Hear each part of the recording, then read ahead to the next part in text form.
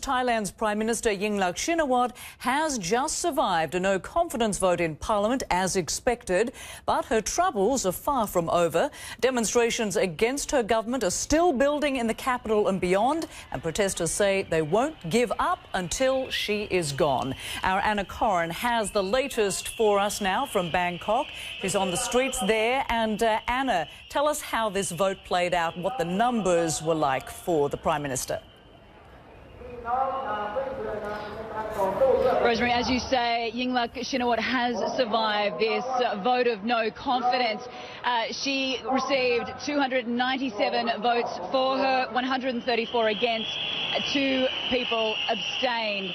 So apparently this wasn't as transparent as what we thought the process would be, in which MPs would have to get up in front of the Prime Minister and say whether or not they supported her. Instead, they just had to press a computer, yes or no. But regardless, she still won, and as she says, she is not going to resign, which is what the people here, certainly at this demonstration, are calling for. They want the Prime Minister and her government to resign. They claim that she is part of the Thaksin regime, just a puppet for her older brother, Thaksin Shinawatra, who was ousted during a military coup back in 2006. But this protest have now entered their 4th day, and these people have taken over several government buildings. Certainly here where we are now, this is a government complex building filled with lots of offices. They have actually entered the building. They've camped out overnight for the last several nights, and they say they will not leave. This is something, Rosemary, that is not going away anytime soon.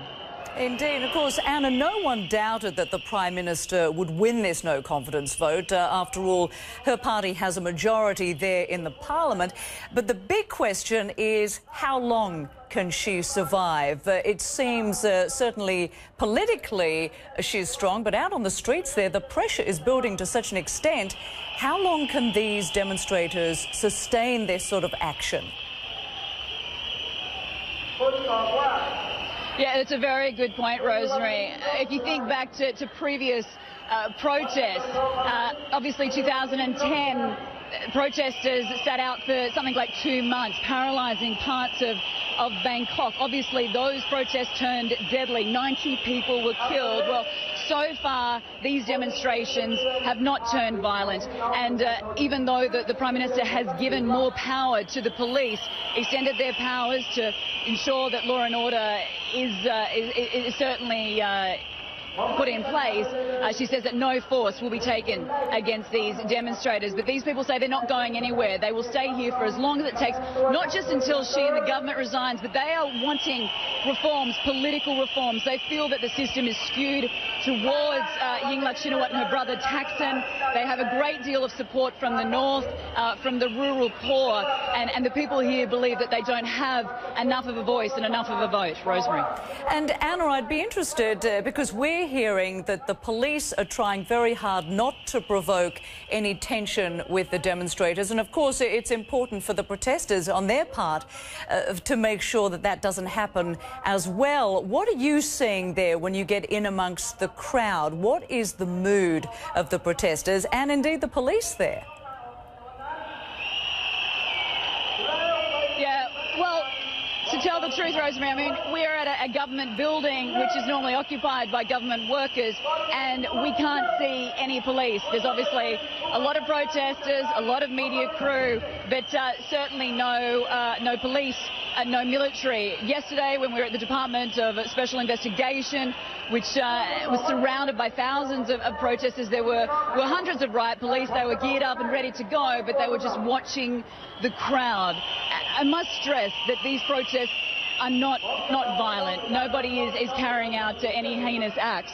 I think as drastic as it got was, cutting the power to one of these buildings. But even then, authorities did not react. They do not want a repeat of 2010. They do not want to see people shot by their own military, their own police. That did disastrous things for Thailand.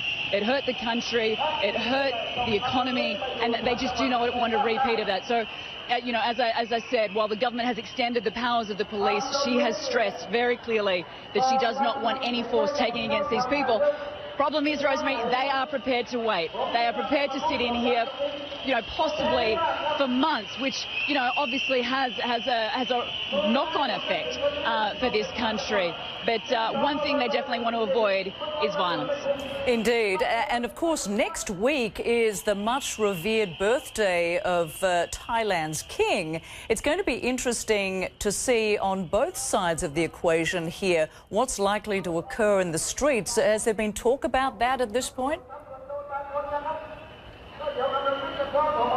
Look, the king is loved, he is adored, he is revered in this country, and it's interesting. Many of these demonstrators are part of the yellow shirts who are royalists. They are supporters of the king, and it's funny, there is misinformation out there, Rosemary, that Thaksin Shinawatra and his sister Yingluck wanted to overthrow the king. I mean, this is not true. This is something that would not happen. But as far as the king goes, he is very much revered, very much loved.